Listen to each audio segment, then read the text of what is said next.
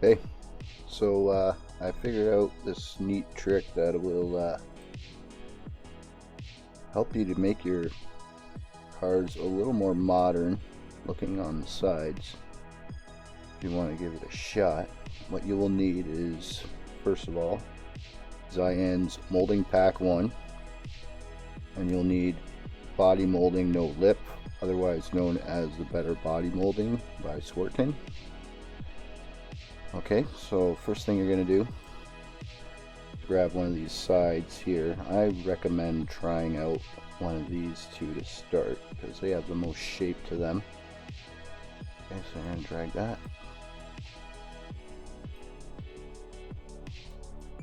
Oh, it's going to do this to me already. Cool. Alright. I don't know why that does that. If anyone knows, can you tell me and how to avoid it? Anyhow, I'm gonna go fairly large with this. Cover much of the side. I'm using the minivan, so we have a lot of space to work with here. But we'll suck that in a little bit. You're gonna play with the depth of it to find the ideal shape that you're looking for here. Now, there's two different options you can use here. Well, technically there's four, but I'm gonna focus on this here. So I tend to prefer this one, just because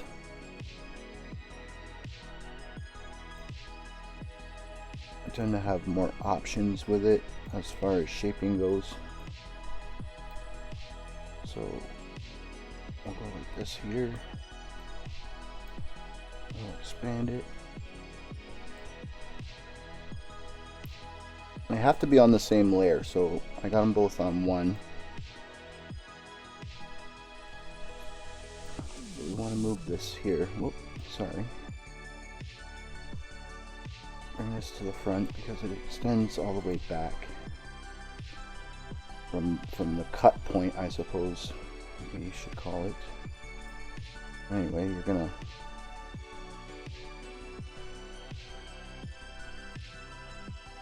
then just kind of play around with this here. Now, one thing you're gonna struggle with at first, and I still struggle with it, is just getting the edges lined up in such a way that you don't see any of the seams, especially on the better body molding piece, I suppose, because it's completely cut off on this end, so you'll end up with a giant hole if you're not careful. But one thing you want to do is kind of make sure that the top edge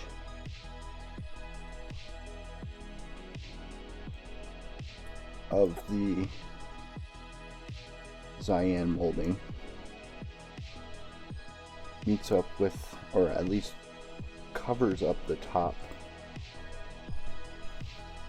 of that as best as you can. Now, it's not always easy, so what I will usually do then is I'll take one of these,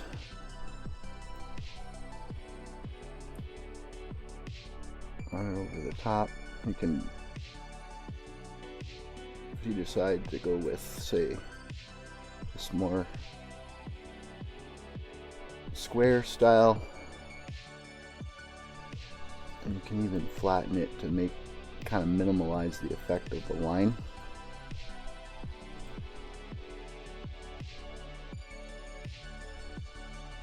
I'll pull it out a little bit. There, now it looks nice and smooth. I mean, that's a little janky. You could probably pull this back a little bit there if you wanted to, or pull it forward. I'm going to pull it out maybe just a little bit. Sometimes you gotta give and take a little bit. But Me, I tend to just go with like a more sharp looking line up there.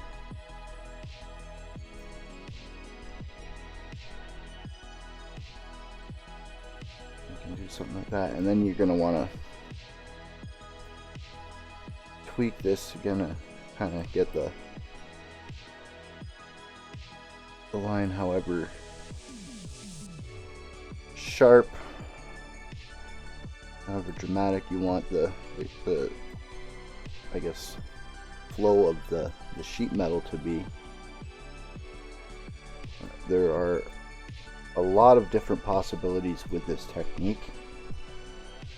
You can also flip it around. This one's kind of a pain in the butt to flip because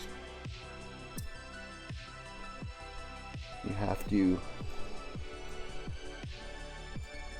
dang it. You have to, okay, I need to focus better here. Alright, because you have to pull it from one end to make it doesn't expand both ways, I guess is what I'm trying to say. But yeah, if you turn it this way, of course you got to flip it the other way, but you get what I'm saying here. If you flip it, you can get a line that kind of runs more this way on more of an angle. Here, I'll do it properly. I won't be a lazy bastard.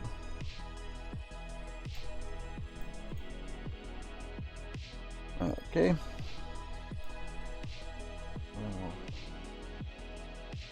Flip it around like this.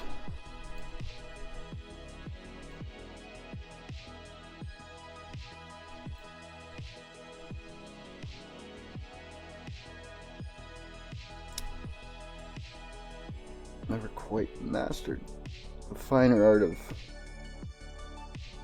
the gadget here. But yeah, then you can kind of switch it around, do all kinds of crazy stuff with it. However you want, really. But just kind of have to play around with it and try different things.